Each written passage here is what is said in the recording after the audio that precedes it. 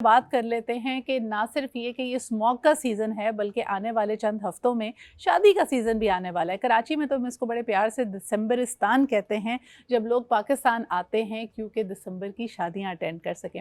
लेकिन इन शादियों का एक बड़ा नुकसान ये होता है कि आपकी डाइट तहस नहस हो जाती है और इतनी ज़्यादा मुरगन और घी वाली तेल वाली खाने आपको खाने पड़ते हैं कि कई लोग तो कहते हैं कि भाई दिसंबर में हम वर्कआउट भी छोड़ देते हैं क्योंकि कोई फ़ायदा नहीं होने वाला।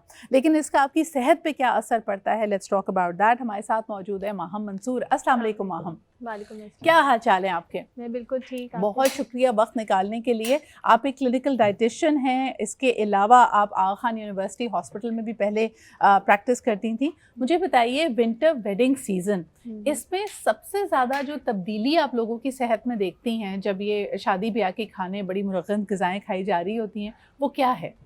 सबसे ज़्यादा यही होता है लोगों का, क्योंकि एक तो ये है कि लेज़ी थोड़ा सा हुए हुए होते हैं, सर्दियों के अंदर इतना ज़्यादा वर्कआउट नहीं होता। दूसरा ये है कि इतनी ज़्यादा जब मुर्गन खाने खाते हैं तो आपका वेट गेन हो रहा होता है। सही। और फिर ये है कि क्योंकि शादियों का सीज़न होता है तो उसके अंदर शॉपिंग और ये सब चीज़ें होती हैं, तो हम लोग फास्ट फूड का इस्तेमाल ज़्यादा कर रहे होते हैं। यूजुअली होता है कि बाहर होते हैं तो बाहर की ही चीज़ें जो है वो ज़्यादा कंज्यूम कर रहे होते हैं। तो हम लोग अपनी एक बैलेंस डाइट जो हम लोग यूजुअली जो यूज़ कर रहे होते हैं, हम उसके ऊपर नहीं रह पाते। हम सबसे बड़ी चीज़ तो मुझे ये लगती है कि अगर आम दिनों में आप 6-7 बजे बड़ी अच्छी सी रूटीन फॉलो कर रहे हैं कि 6 या 7 बजे तक आप रात का खाना खा लेंगे। अगर आपने तकरीबात में जाना है तो 12 बजे 11 बजे खाना बड़ा नॉर्म हो जाता है। बहुत मुझे ये बताइए, लेट नाइट इतनी देर रात गए, इतना हैवी खाना खाने से हमारे जिस्म पे क्या असरात पड़ते हैं? बहुत बुरे असरात पड़ते हैं, क्योंकि जितना ज़्यादा आप लेट नाइट जाते हैं और ये है कि खाना खा के आप फौरी तौर पर लेट जाते हैं, वो चीज़ आपकी जो है एसिडिटी की तरफ आपको लेके जाती है। सेकेंडली ये कि जब आप सुबह के वक्त उठते हैं, you feel little bit lethargic. तो वो वाली चीज़ है कि जितना ज़्यादा आप अपने खाने को डिले करते रहेंगे और जितनी जल्दी आपके खाने में और सोने में आपका जितना जल्दी का टाइम होगा, उतना ज़्यादा जो है वो आपकी बॉडी के ऊपर नेगेटिव इम्पैक्ट दे रहा होता है। तो उसके अंदर यूजुअली ये हो रहा होता है कि हम लोग जो है डायबिटीज़ की तरफ ज़्यादा जो है, हमारी जो बॉडी है वो इंसुलिन रेजिस्टेंट होना शुरू हो जाती है। उसके अंदर जो है आपकी, क्योंकि इस तरह कितने ज़्यादा मुर्गन खाने होते हैं तो उसके अंदर नमक बहुत ज़्यादा होता है, और जितना ज़्यादा आप नमक कंज्यूम करेंगे वो आपको हाइपरटेंशन की तरफ लेके जाता है, आपको ब्लड प्रेशर का मसला होता है। सो लेट नाइट खाना डेफिनेटली किसी भी तरह से इंडोर्स नहीं किया जा सकता। अच्छा, एक और बड़ा इंटरेस्टिंग सवाल आपके लिए।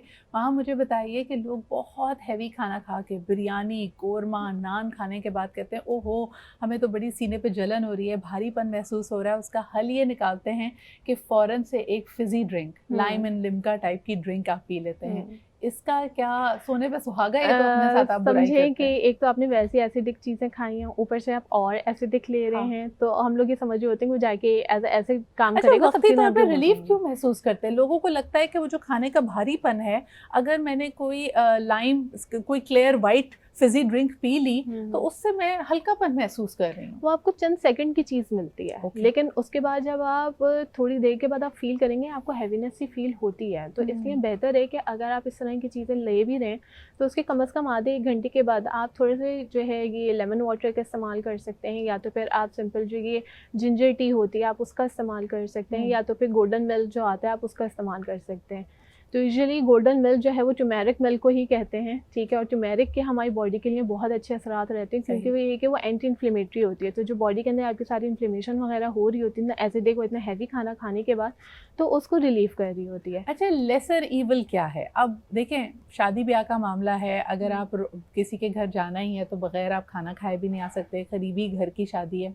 एक मैंने बहुत इंटरेस्टिंग लोगों को काम करते हुए देखा है कि वो पूरा दिन कुछ नहीं खाते, they are almost on an intermittent fasting, और वो कहते हैं कि जी रात को अब हमने खाना है। अच्छा, इससे 2 चीज़ें होती हैं और मैं जानना चाहूँगी कि इसका अगेन बॉडी पे क्या इम्पैक्ट आ रहा है। एक तो पूरा दिन नहीं खाया तो आपका ग्लाइसीमिक इंडेक्स, आपकी शुगर्स बॉडी में लो हैं, और फिर पूरा दिन ना खाने के बाद आपको लगता है कि now I have the licence to eat a lot.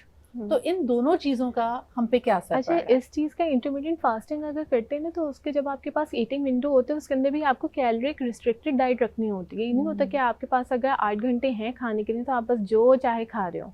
दूसरा ये है कि जब आप पूरे दिन फास्टिंग करके एक वक्त का आप अपने ऊपर मील लेते हैं, तो फिर आपको होता है मैंने तो चलो कुछ भी नहीं खाया, मैं ये भी खा सकता हूँ, मैं ये भी खा, बिल्कुल हम हर चीज़ ले रहे होते हैं। एक नॉर्मल बैलेंस डाइट के अंदर एक आपकी होती है पोर्शन कंट्रोल, एक होती है फ्रिक्वेंसी, कि आप क्या चीज़ कितनी मिकदार में ले रहे हो और कितनी दफ़ा में ले रहे हैं। तो वो चीज़ इम्पैक्ट करती है आपकी बॉडी के ऊपर। हमारी जो लाइफस्टाइल मॉडिफिकेशन जो हम लोग पेशेंट्स को अपने बता रहे होते हैं, तो वो इस चीज़ के ऊपर भी हम लोग ज़्यादा फोकस कर रहे होते हैं। बिल्कुल सही, इट इज़ वेरी इंपॉर्टेंट। एक और चीज़ चीज़ कि अगर जैसे मैंने कहा कि अब जाना ही है, एक रेगुलर मेन्यू अगर देखा जाए तो कोई करी होगी, जैसे हम कोरमा या इस तरह की कोई चीज़ देख लें। इसके अलावा कोई राइस की डिश होगी।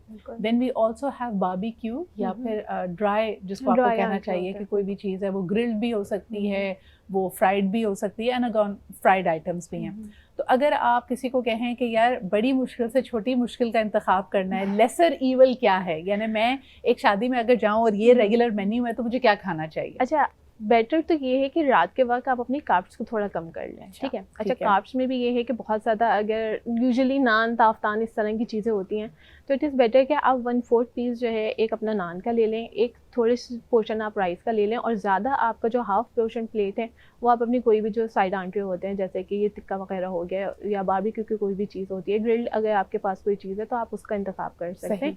लेकिन वही बात है कि मॉडरेशन के अंदर लोग जो हैं वो पूरी पूरी प्लेट्स भर के अलग अलग जो है वो यूज़ कर रहे होते हैं। इसमें एक बड़ा इंपॉर्टेंट मैसेज ये भी है कि देखिए, ना सिर्फ ये कि आपकी सेहत के लिए बुरा है, बल्कि साथ साथ आप इतना सारा खाना ज़ाया भी करते हैं। बिकॉज यूजुअली आप उस वक्त अगर आपको भूख लगी हुई है या लालच है या पीयर प्रेशर में कि जी सब ले रहे हैं, मुझे नहीं भी खाना था तो भी मुझे फलाने ने कहा कि ये ज़रूर आप ट्राई करें, मैंने अपनी प्लेट में डाल दिया, लेकिन फिर आप इतना खाना वेस्ट करते हैं। छोटे बच्चों के लिए क्या आप रेकमेंड करेंगी? अगर वहाँ पे बहुत सारी चीज़ें हैं, बच्चों के लिए मीठा मौजूद होता है, स्वीट बार में आपको डोनट्स, केक्स एक्सेट्रा मिल सकता है, बच्चों को घर से खाना खिला के लेके जाएं या फिर वो भी बाहर का खाना ये चीज़ें खा सकते हैं? फर्स्ट प्रायोरिटी तो यही होनी चाहिए कि मदर्स को लिए थोड़ा सा ये प्रेशर आता है कि उनको अपनी तैयारी में भी टाइम चाहिए होता है, लेकिन इट इज़ बेटर कि अगर आप बच्चों को थोड़ी सी स्नैकिंग करवा के लेके जाएं। स्नैकिंग के अंदर उनकी हेल्दी मील्स आप दे सकते हैं। सबसे बेहतरीन चीज़ जो हम बच्चों को दे सकते हैं that is a fruit as a snack.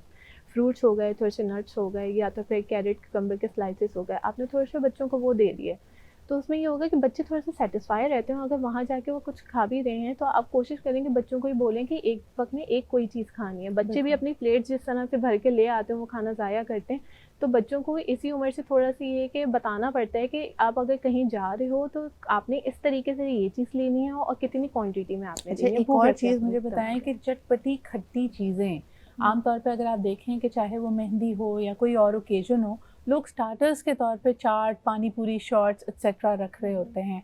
और आजकल जिस तरह नज़ला ज़ुकाम, गला ख़राब, वायरल्स चल रहे हैं, what is your recommendation Maham? I will say कि आप उसके बाद जो है या तो ब्लैक टी का इस्तेमाल कर सकते हैं, या तो फिर सबसे बेहतरीन जो है सिनेमन टी या तो फिर जिंजर टी का इस्तेमाल, क्योंकि सर्दियों को भी मौसम है तो इसके अंदर इन सब चीज़ों, इन बेवरेजेस का इस्तेमाल ज़्यादा रखें तो वो ज़्यादा बेनिफिशियल। अच्छा, जो गला ख़राब होता है, जो मुझे खांसी या गले में सोजिश महसूस हो रही होती है, ये मीठा खाने से बढ़ जाती है या is it just in my head? मुझे ऐसा लगता है कि मीठा या शीरा खाने के बाद आपको ज़्यादा महसूस होगा जैसे आपका गला ख़राब हो रहा है एंड यू कॉफिंग। नहीं, ये सिर्फ एक चीज़, एक नॉर्म ही है आई मस्ट से, क्योंकि उसके बाद ये है कि मीठा थोड़ा सा ये कि आपकी बॉडी को थोड़ा सा ड्राइनेस की तरफ लेके आ रहा होता है। दैट इज़ बेटर कि अगर ये कि उसके बाद आप थोड़ा सा पानी का कंजप्शन ज़्यादा रखें तो वो उसको नॉर्मलाइज कर। I think these are great tips. और ख़ास तौर पे अगर आप देखें कि खाना पीना तकरीबात ये जी इस ख़ास वेडिंग सीज़न का हुस्न भी है और लोगों के लिए मुश्किल होता है। लोग कहते हैं जी इतनी एफर्ट करके अगर जा रहे हैं, शादी के खाने की बात ही कुछ और है। कई दफ़ा बल्कि इसका हवाला दिया जाता है कि वो कोरमा जो हमने खाया था या फलाना टिक्का जो हमने खाया था वो बात नहीं आई।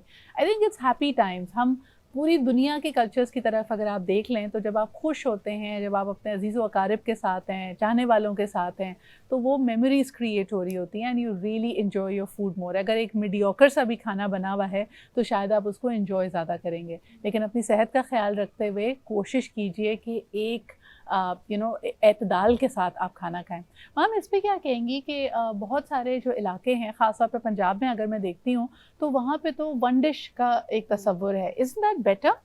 वो ज़्यादा सही है, ज़्यादा सही है। मेरी पर्सनल ओपिनियन इसमें यही है, क्योंकि एक ही डिश है, लोग वही चीज़ कंज्यूम करेंगे। और जैसे आपकी बात है कि एक नॉर्मल सा भी अगर खाना है, लेकिन ये है कि आपकी जो सराउंडिंग में आपके लोग हैं आप उसके साथ ज़्यादा अच्छा एंजॉय कर रहे होते हैं, तो वो चीज़ ज़्यादा मैटर करती है। और ये कि सेलिब्रेशन है, सेलिब्रेशन में तो यूजुअली यही होता है कि आप खाने वगैरह को ज़्यादा जो है प्रेफर कर रहे होते हैं। लोगों के कुछ भी होता है तो उसको सेलिब्रेट करने के लिए दे आर लाइक कि चलो कुछ अच्छा सा ऑर्डर करते हैं। अच्छा, ये ख़ास तौर पे जी कराची वाले जिनका अभी कोई इवेंट आने वाला है या किसी तकरीब की तैयारी कर रहे हैं, आई थिंक ये एक अच्छी रिवायत है। हम ये भी देख रहे हैं कि अभी थोड़ी देर पहले जो मेरा सेगमेंट था स्मोक के हवाले से था, बड़ी इंटरेस्टिंगली लास्ट ईयर तक लोगों ने कहा कि जो आप बारबेक्यू करते हैं उसका भी धुआं, become mindful of the things you are doing. किसी भी चीज़ की अगर आप चॉइस कर रहे हैं उसका एक नतीजा निकलेगा। खाना अगर देगों में पक रहा है तो उसके लिए कौन सा ईंधन इस्तेमाल हो रहा है, उसका धुआं कैसा होगा, ये सब चीज़ें अब हमारे लिए मैटर करती हैं। तो कोशिश कीजिए कि अपने जो इशाइये हैं, जो अपनी तकरीबात हैं, उसमें माहौल का भी ख्याल रखें, कम डिशेस का इस्तेमाल करें। और जिस तरह के कराची में इतलाक़ तो बहुत मुश्किल है, लेकिन बाकी शहरों में बहरहाल एक बेहतर तरीके से इफ़ेक्टिवली इसको इम्प्लीमेंट किया जा रहा है कि हम रात 10 बजे के बाद या 11 साढ़े 10 11 बजे के बाद हम हॉल्स और बैंक्वेट हॉल्स बंद कर देते हैं। I think that is a great practice to have. Thank you so much Maham for being here.